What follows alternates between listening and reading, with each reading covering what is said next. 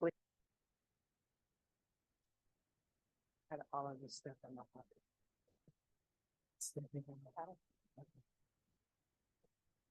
Please.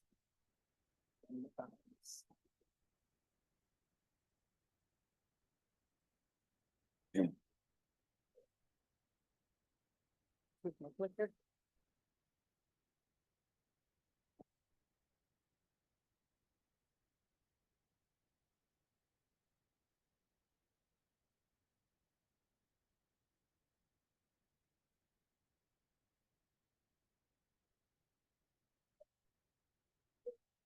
Or where's the? How do you? That's right. This is not it. Oh, the other mic. I'm double mic. Oh dear.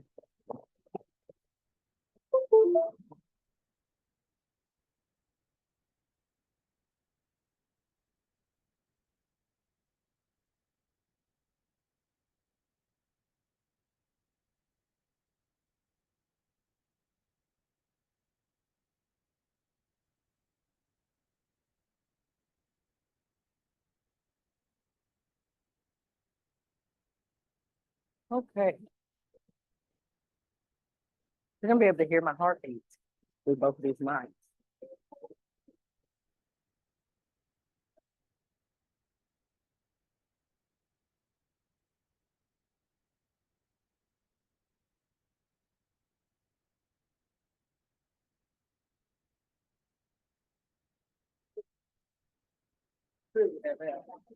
Sticker is big green button. Forward. Green button forward. Little red one back. Oh, cute. So I can right here. Yeah. Perfect. That'll work.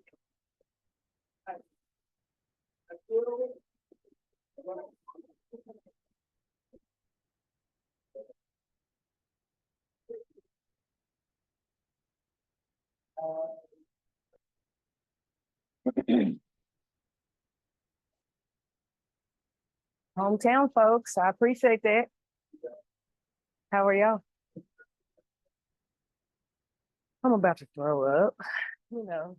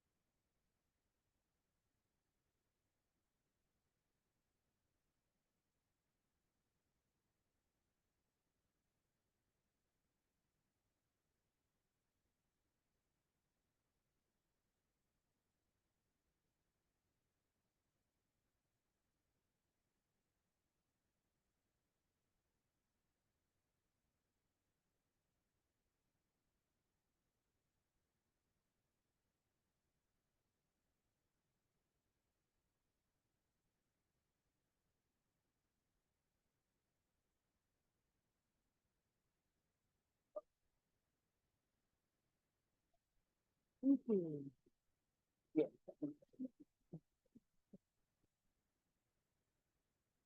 Thank you so much. My name is Raven Rogers. I am sorry, this is not the 12-step workshop you may have thought you were coming to. Um, we specialize in mental health where we're from in Western Kentucky. So, and I had to pick up from Shelly Cheers, who was the original presenter. She had a family emergency. So we are here to share about the myths around mental health. I'm gonna let everybody sit down and I'll get ready to get started. No, y'all are fine. You take your time. Let me breathe.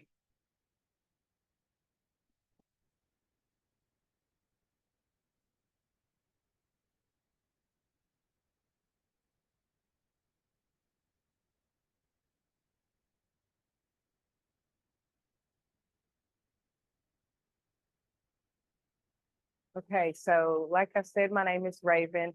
Um, this is going to start off with creative treatment options for clients with severe mental illness. I have been working at Caris Counseling since 2017. Now, I don't know about you all, but when somebody said mental health, I was like, about that. I was like, they're like, everybody has mental health. I'm like, no, y'all might have mental health, but I don't have no mental health until I had an opportunity to start learning about what mental health actually looked like in everyone around us and in myself. So I'm going to start these slides, hopefully. Okay, our agenda will introduce, I'll bust some myths, hopefully, and some misconceptions. I'll talk about severe mental health conditions, creative evidence-based practices and treatments, and we'll see what all I can get out of this slide. Myths and misconceptions about SMI. People, everybody has like I did. They were like, mental health. I was like, what are you talking about? Like the loony bin or like a crazy house or something? That's what I thought before I was educated. People with severe mental illness are incapable of recovery or improvement. That is a myth. That is a major myth. A lot of times people don't even know that it's mental health that is affecting their life on an everyday basis. They don't even know. I was one of those people. The myths and misconceptions, people with severe mental illness are incapable of recovery, while in fact, severe mental illness can present significant challenges. Many individuals can experience recovery and improvement with proper treatment because there is a method. There's always a method. Support and self-management strategies. Recovery is a unique and ongoing process that varies for each person, but we do recover. That's a big deal. The next myth we're going to bust is people with severe mental illness are intellectually disabled or have a lower intelligence. False. Severe mental illness does not equate, they are not the same, to intellectual disabilities or lower intelligence. Mental illness affects a person's emotional and psychological well-being, but it does not necessarily impact their cognitions or abilities. It does not mean they're not the same. The next myth we want to bust is people with severe mental illness are unpredictable and should be avoided. We all know the stigma. That is incorrect. While some individuals may experience periods of instability, most people are regular, like you and me. I was one of those people. I am currently one of those people. With appropriate treatment and support, we can manage symptoms and reduce the risk of harm to themselves and to others, which is what is most important. People with severe mental illness cannot hold down a job or contribute to society. Now, I've heard 100,000 stories of what mental health looks like, but this is one that I know for sure, although it can impact the way you work, It does not mean that is a fact. Many individuals with severe mental illness can work and contribute meaningfully to society with proper accommodations and support, understanding from employers and colleagues and individuals, everyone around you, that successfully we can maintain employment and make valuable contributions individually and as a group and as a whole. SMI is caused by personal weakness or a lack of willpower. Now, I know if you've ever experienced mental illness like depression or anxiety, then you cannot will your way out. There is a way to get out, but if you could just willpower your way through it, then it would not exist. It would not be, it wouldn't have its own name or its own segment of treatment. Severe mental illness arises from the combination of genetics, biological and environmental and psychological factors. It is not a result of a personal weakness or a lack of willpower. Blaming individuals for their mental illness is stigmatizing and undermines the importance of seeking appropriate treatment and support. I had no idea. Once I did, I was like, I'm working here and y'all are doing all these classes and I need to be in every single thing. I didn't know that. I didn't know that there were classes for these types of things. But soon I found out there was help. People with severe mental illness are violent or should be feared. That's so false. But we've all heard these types of things and they make jokes about them on TV and they stigmatize it with horror movies and thrillers about people with mental health having done XYZ. That's not always the case. And I know we in this room understand that the vast majority of individuals with SMI are not violent. While some individuals have certain conditions that may have a risk for aggression, depending on what your diagnosis is, it is crucial to recognize that violence is not a defining characteristic of mental illness. Most individuals with SMI are more likely to be victims of violence, not the perpetrator. So we're gonna go into understanding severe mental illness conditions. There's a paradigm shift that we're working on. I don't know if you all have noticed, but mental health is something that you hear on commercials now. Like they have TV shows around my mental illness and what it looks like in my life and trying to more normalize it instead of building all the stigma around it being so scary and weird and bizarre or anything like that. I know if you think about how the world has changed, like I remember I talked to my kids, I have 4 daughters, right? And I'm talking to them and they're like, oh my gosh, I gotta do this homework, I gotta do this paper. And I'm like, girl, we had to go to a building and climb upstairs to look in a book, flipping through paper. You don't even have to leave your bed. So I don't know what you're talking about. You're having such a hard time with your schoolwork. I don't even know if this is the right book, but all you have to do is type in the question and the answer appears. I ain't have nothing like it. So I don't know if that makes us a little get her done crew back then. If you were back then you know. If you know, you know. But they're always like, no, mama, but there is a paradigm shift that's happening in the world that speaks to as we grow as a people and as a community and as human beings as a whole, we have to be able to move with the times. It's 2024 years. I still say it out loud like that so that it can be real. I'm like, 2024 years, it was just 1994 when y'all met. I was there in 1994, it was different. Oh my goodness, yes. So you know what I'm talking about. Yes, ma'am. So we're broadening our mindset around what severe mental illness looks like. My supervisor has always trained us to make sure that when we are categorizing that we do it appropriately. By symptom intensity, by impairment of functioning, what that looks like in your day-to-day.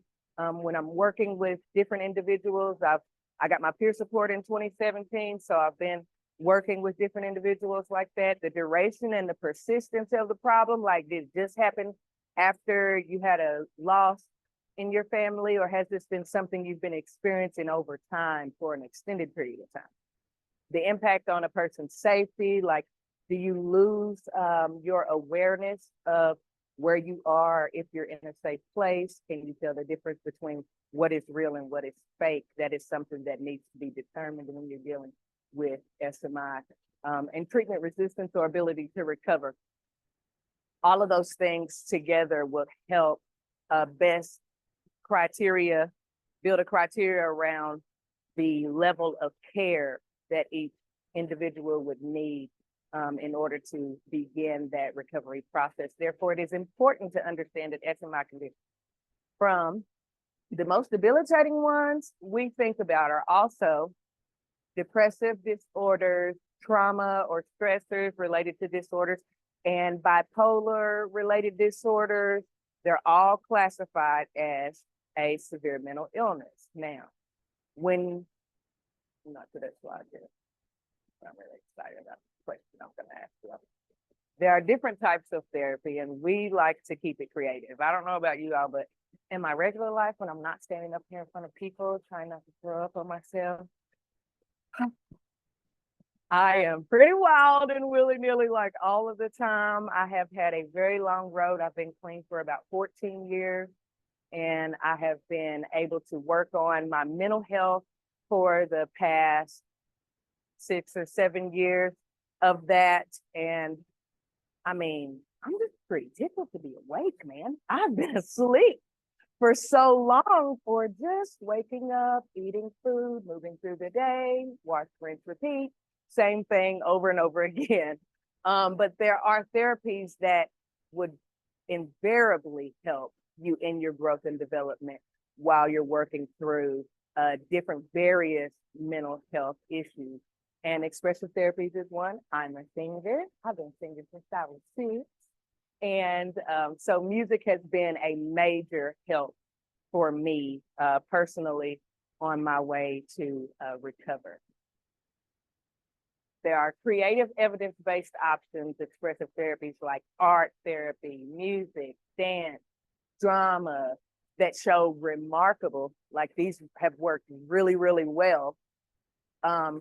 Potential for promoting healing and self-expression among various different severe mental illnesses that we all experience or have.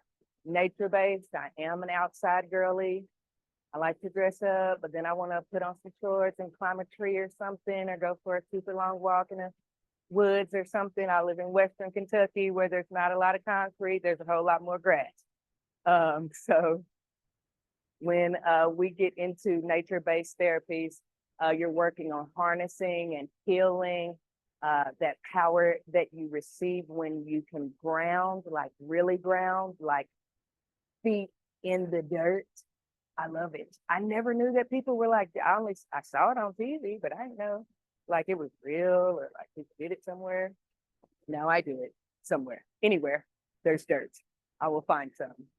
Horticultural therapy. Recent studies have even shown that exposure to natural environments can significantly reduce anxiety. In fact, I've experienced myself, reduce depression and stress levels. It's good to get fresh air sometimes, guys. Just step outside and breathe for a minute. I did that right before I come in here. Practicing my skills. See there? There's also technology-assisted intervention. We use telehealth, virtual reality therapy. Smartphones can do anything now. Y'all remember when you had the phone that pop open? Like, did y'all have the flip phone? I had a flip phone, my very first one, Virgin Mobile. I don't think they exist anymore. They might, but I doubt it. But you definitely couldn't see your friends on it. And even if you took a picture, you might not even be able to see the picture either. But today you can talk flat-footed on the ground across the world and see everything that's going on around you and them. And that has helped to grow the reaches that mental health has and the therapies that are available. There's also recovery housing, which is incredibly important. There are lots of people that, but like I said at the beginning, a lot of people don't even realize that, oh, I'm having a mental health issue. Like, oh, I just lay on the couch for 16 hours a day and I get up to eat food or go to the bathroom and that's all, never considering the fact that that could be a mental health issue that is arising if you have been working on or dealing through depression or excessive sadnesses of circumstances that arise in people's lives, and to be able to have recovery housing where there's people around you that are experiencing that same thing has proven to be increasingly helpful. In a lot of SMI housing programs, they have demonstrated positive outcomes in reducing hospitalization rates, improving medication adherence, depending on what your mental health diagnosis may or may not be. It would tend to look like there are certain, questions in the room. When you think about mental health, the first mental health diagnosis that comes to your mind would be what? Somebody shout it out. Depression. Anything else? Bipolar. Anxiety. Y'all didn't say the one. Yes, ma'am. There we go. I knew somebody in the room would say schizophrenia when I thought of mental health. That was the only thing I knew. I was like, what? Mental health? Like schizophrenia? Like I'm two different people or something? Like I just switch up and be somebody else? Or today I'm dressed like a little boy and then tomorrow I'm dressed like a little girl? I don't know. How does that go? And they were like, none of that. That's not how it goes. First of all, let's start right there. That's all wrong. Those are all myths. That's what TV taught you. That's what TV taught you, but TV is for entertainment, not education. I think that the longer we live, we find out that that is growing increasingly more true. Entertainment and education, they want them to coincide, but most of the time they don't. So to be able to have schizophrenic patients or clients that I've seen go from a place where they're not really sure where they are, what they're doing or what's going on, and they're just kind of moving through the motions, to see them interacting with everybody and being fully capable of being aware of what's going on in the room and where they're going and what they're doing next. Like those therapies, those medications with the proper adherence and the technique that it takes to be able to patience, to be able to work with a person and understand this is where you are. This does not have to be where you stay. And you can grow beyond it. And we're going to do it together as a peer support. That is what is grown most important to me, to be able to have somebody with me. I didn't have anybody with me.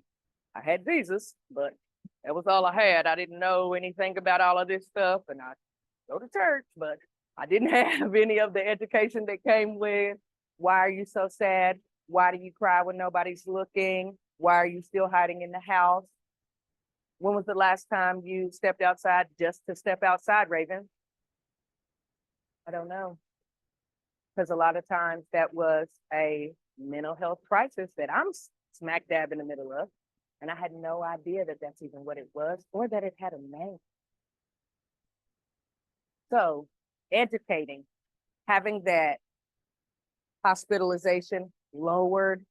You don't want to, nobody wants to be in the hospital. That's not fun. Nobody's like, oh, I want to hurry up and go to the hospital. That's not what people say. No one wants to be experiencing these things to such a degree that a lot of what would be normal human rights that you would have would be stripped for a season while you are getting better. If we can avoid that at all costs, a place like a supportive housing for people with SMI would be most beneficial. And it would enhance the overall quality of life for an individual to understand, if nothing else, you're not alone. I didn't know. I thought I was just weird. I am. That's not wrong. But I thought it was something particular to me. Like, I'm going through this, but I don't know anybody else that's going through this. So it must be just something odd that I do. It's one of my Raven quirks. Like, this is something strange because I was raised over here, because I grew up like this or with those people around these circumstances. And that is not the case. I've heard countless stories at this time of people that have experienced the same thing more or less and still ended up exactly where or how I was in some facet. Research supports the effectiveness of supportive housing in promoting stability, reducing symptoms, and facilitating a long-term recovery. Now, I know I found out many moons ago here now, I guess it was, that there's places that people can go and everybody there is supposed to be like you, and then we all get better together, right? I knew that they existed somewhere in the world, but I never knew where it was. I didn't know that it like existed like close to me, or if it was far. I didn't know if it cost the money or how to have an opportunity to gain access to it. But let me go back.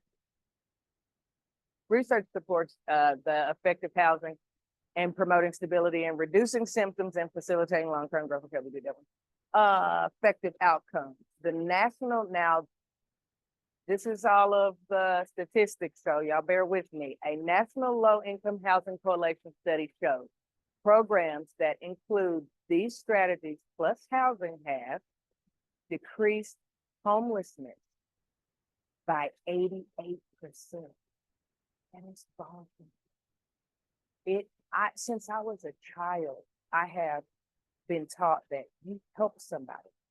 If you have something that they don't have, then you be the first one to share. That's how I was raised. I didn't always do like this, but I was raised like that. You help somebody if you can, if you have the ability. Even as a teenager, I was in outreach programs at school, and we fed the homeless under the bridges in Nashville, like as a teenager. So I understood homelessness on a wider scale because we're in a place like Nashville, and I live in a place with 44,000 people, barely 44,000 people. And so it was like, whoa, this is big. I didn't realize like people really don't have a house. They don't have a bed, like at all. They're sleeping under a bridge on a cardboard box. It's bonkers. I couldn't believe it. It broke my heart, but to be able to understand that there's help for that, like, wow, that blew my mind. And also, when housing has been facilitated, how effective these outcomes are, so that it has improved the stability that you have in housing. Now, I've had a lot of friends that when I say friends, I'm talking about my clients. I call everybody friends. That's just because I don't have any more enemies. I lived a long life of enemies and I don't have any more. So I have friends now, which is great. And all of my friends have had various stages of their mental health, depending on where it was. They've been, well, I have a house, or I stay with my friends, or I've been couch surfing. And to be able to help them in a way that proves that they can now, like, I'm going to show you, you can lead a horse to water, but you can't make them drink.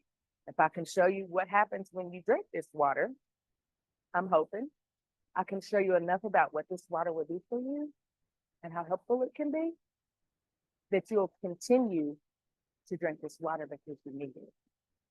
And with all of my friends, I want them to understand that I'm not trying to make you or force you or push you or prod you to feel like you need to go to this class or you need to take this medicine, but I encourage you to do these things because in the long run, they will help.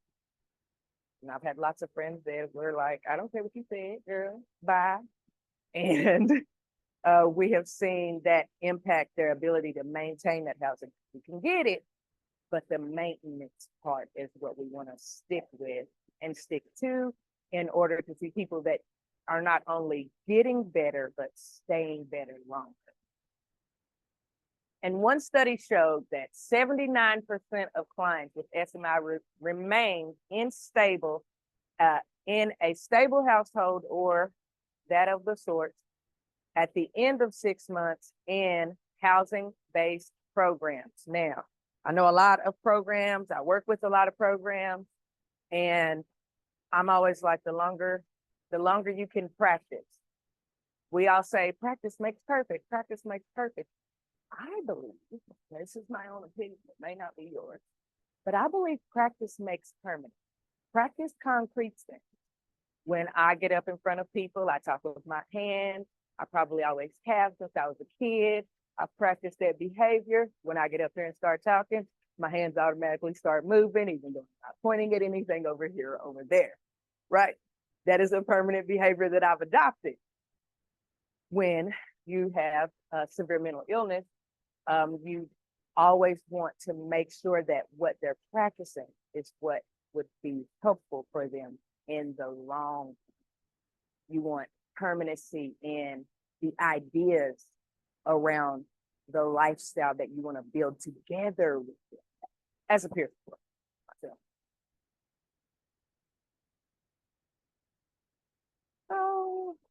because we need all of these kind of programs, because homelessness is so bad that we would need programs like this that would decrease homelessness by 88%. Why are they not everywhere? Anybody know? Anybody know? I'm sorry. Funding, ding, ding, ding. They should be everywhere, not just in Kentucky. They should be in all 50 states, but funding, that money piece, it is always a factor. And before I called Jamie up here, I think I missed the slider. But before I call Jamie up here, I want to introduce an idea for you all. What if mental health was not stigmatized? What if we understood mental health like we understood a common cold or the flu or strep or COVID at this point, right? We all have to deal with it. We can't get away from it. What if mental health and SMI, people with bipolar or people who struggle with depression, people that have anxiety, like these are all of my skills right now. You can't even see. What if it was as common as going to the store and getting some Tylenol coat? What if it was as common as what I get for a headache? You got any BCP? I need a ibuprofen. What would the world look like then? Before, hundreds of years ago, when medicine wasn't such a prominent, pushing, driving force in the world that we live in, before we understood the human body well enough to know that if you're warm and your body temperature is high, that's called a fever. What if mental health was so widely known that it was available, help and aid was available to everyone around you? What if we didn't realize that it was mental health that was driving me to feel so sad or feel so down that I needed to get up? So I used drugs. And then I used drugs for a while, and I used drugs for a while, so I was up. But then when I ran out of drugs, then I go back into my depression, and then I'm on this cycle, and it's been going on my whole life. And now I'm 40, 50, 60 years old, and I still have not found help to get me off of this cycle that I've been running, I don't know, since I've been running. What if we could normalize it to that degree? What if nobody thought initially that, oh, you said mental health, what are you in a padded room or something? Or what if it was as common as a cold? What if it was as understood as a headache or a fever? I think it would introduce an opportunity to women and men across the nation that would be freeing and supportive, that would breed hope and help, that it would be beneficial for those that I come in contact with and those that come in contact with me. If anything, I want to bust all the myths about mental health anytime and every time I get a chance, because I know it is the driving force behind so much controversy and misdoing in people's lives, myself specifically. I didn't realize that I was angry. I didn't realize that I was depressed. I didn't know that I had so much anger from trauma that I had experienced, that I was taking this traumatized child with me all the way into my 20s. That 5-year-old little girl was still driving the bus. I didn't know she was still driving the bus. I didn't even know we were in the bus. That's how little I knew. But once I did, and I was able to receive the help that I needed to recover and to be able to stand in front of you all right now, honey, oh my God. It changed my life, and because it did, I have made it my life mission at this point as often as I can, to let everyone around me know that even if you were sick, you don't have to stay sick.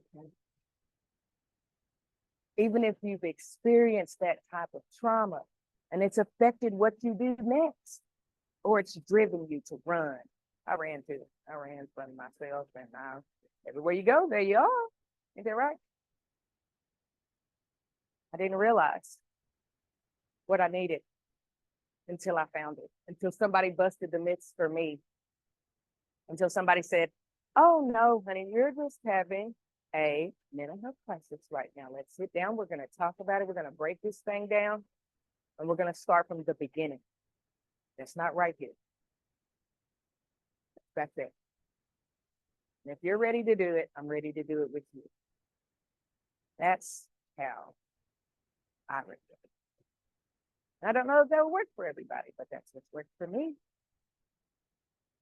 I can't imagine having any other kind of life at this point to do anything. I worked in a factory. I've worked in retail. I've worked in stores. I can't imagine not being able to share the growth and the life-altering experience it is to understand when I'm feeling really anxious and being able to ground. I'm not even shaking no more. See, skills work. I'm counting. I'm using them. And because of that, I was able to meet a young lady named Jamie. Her name was Jamie Henderson then. And Jamie was very forthright and very honest with me about everything that she thought and how she felt. And I told her, like, oh, it's going to be fine.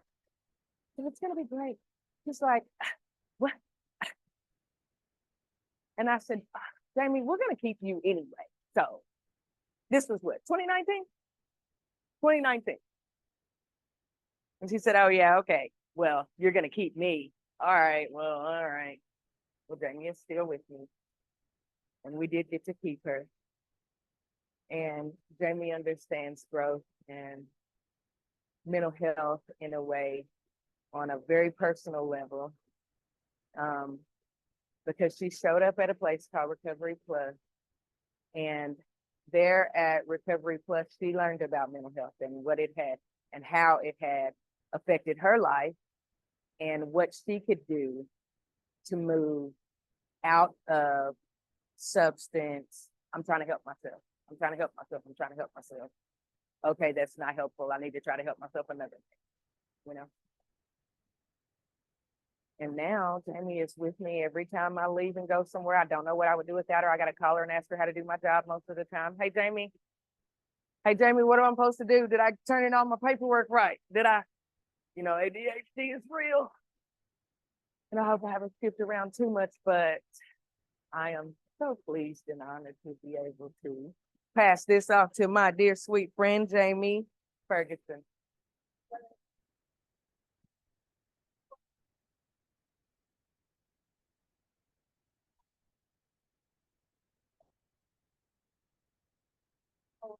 Oh, we got sleep.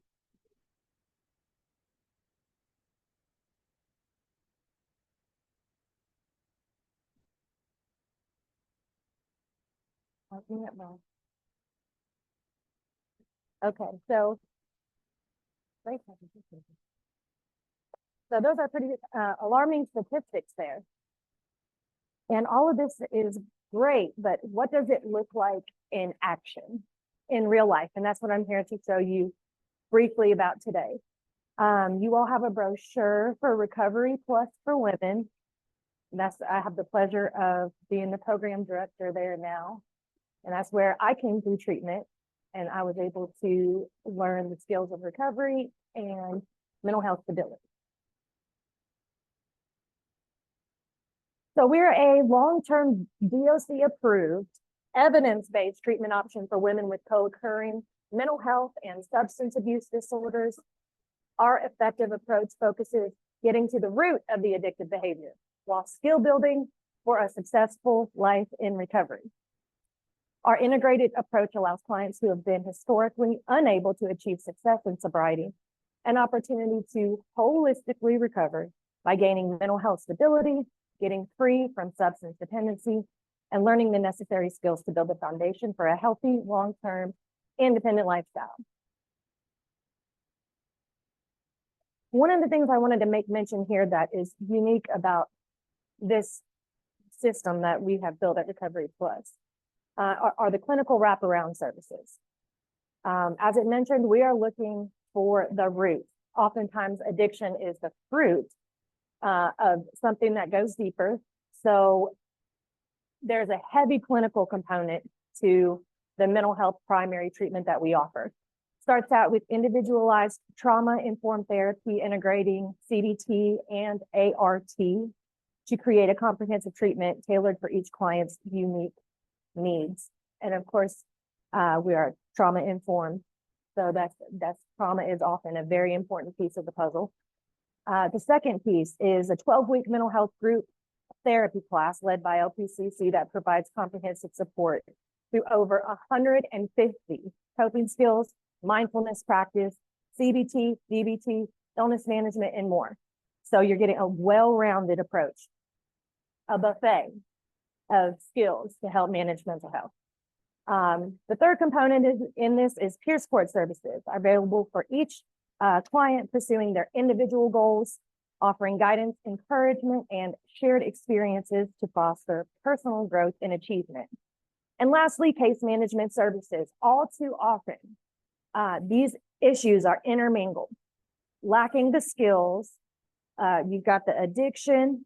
It's not too long before the law gets involved. You've got court cases, child support. You can't work. There's all of these issues commingled together. So case management is a very important part of that.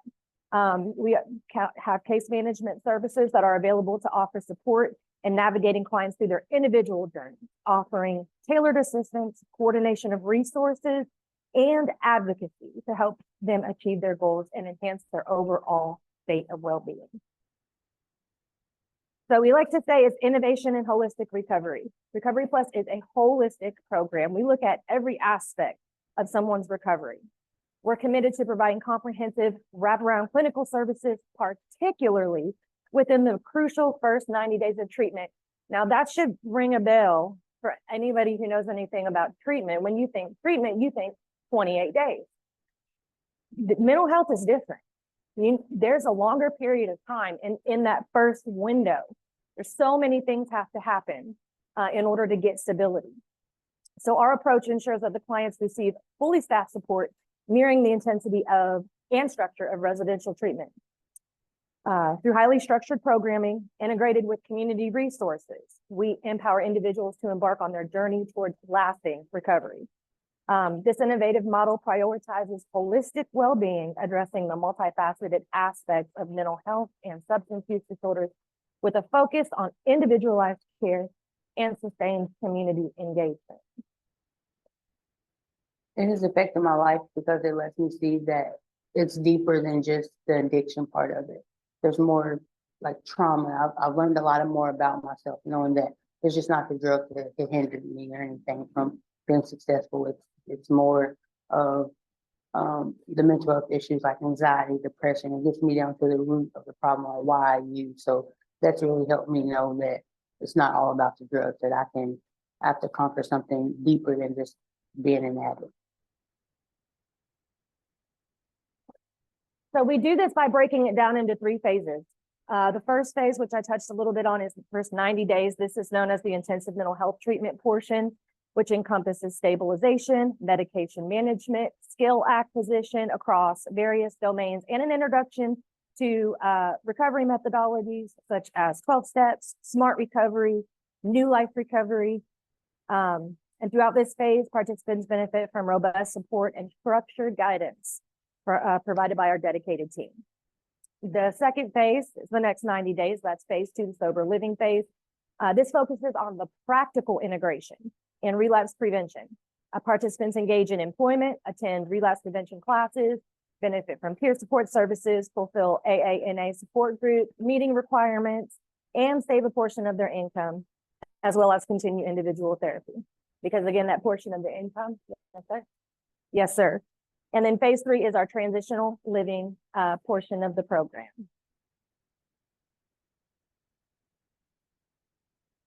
It has had a huge impact in my life. Learning that mental health was a lot of the reason as to why I used really opened up a broader aspect of me being able to learn why I was the way that I was. These 3 ladies came through the program. Now they function as staff at our program. So I thought I'd have them tell a little bit about their experience with the mental health aspect. Because of Recovery Plus, it transformed everything in my life from negative to positive. They taught me how to pay bills. They taught me how to take my medication properly and on time and every day. They taught me time management skills. They taught me so many positive skills. And mostly they taught me how to be a great mom, a great supporter, a great wife, and a productive member of society. Recovery Plus brought a new meaning high. to my life with the CBT classes that they had, which it showed a lot about, the root of the problem, my behaviors, which becomes actions. And so it changed my life tremendously. It made it a whole lot better for me to realize what was really going on. So we offer supportive housing for the last 6 months and really even after that. It plays a pivotal role in the journey of recovery, providing a safe and stable environment where individuals can rebuild their lives free from the challenges of homelessness and substance abuse. In these nurturing spaces, residents receive not only a roof over their heads, but also access to a supportive community and vital resources tailored to their unique needs. Here's some pictures of a couple of our houses. We have several in Madisonville. It's a great benefit. And just to pull up my street cred here, I got the receipt. So that is the person, that one right there that says Lauren, second from the left. That was who I was when I entered into Recovery Plus. I will have 4 years clean in August, and I'm very grateful and blessed for getting the opportunity to come to Recovery Plus and now having the opportunity to serve. And I'm going to leave you all with a slightly more tailored little something from our program. God bless. Thank you guys very much.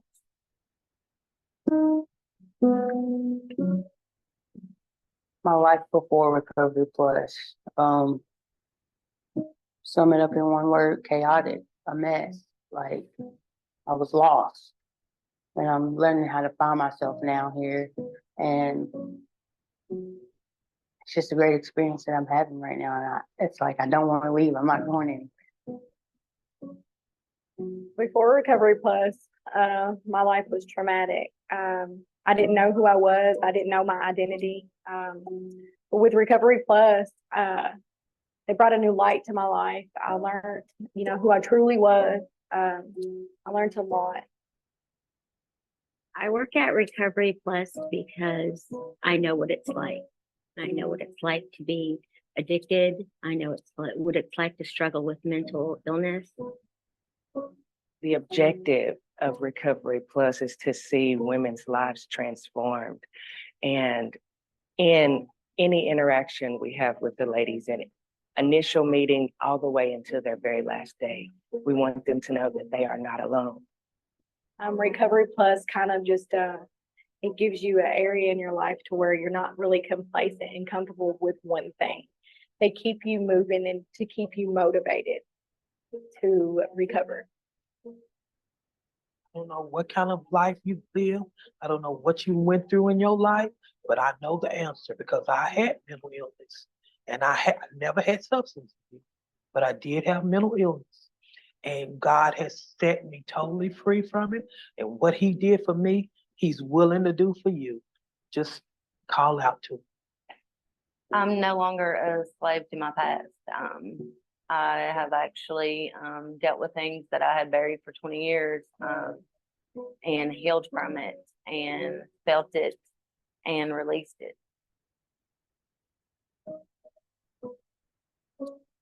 I would say we love people well.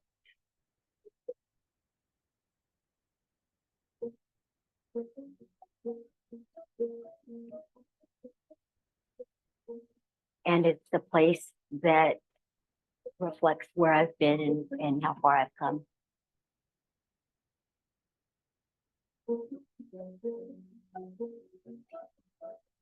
The main thing about recovery is to surrender, build a relationship with Christ and surrender, move yourself out the way and let Him be in control. To a lady that's out there struggling mentally or just emotionally, spiritually, stuck in an endless cycle of addiction, I highly recommend Recovery Plus because they not only set you up mentally and spiritually, they remind you who you are and they give you every tool that you need to become who you're intended to be. With the help of the Lord, Recovery Plus changes lives.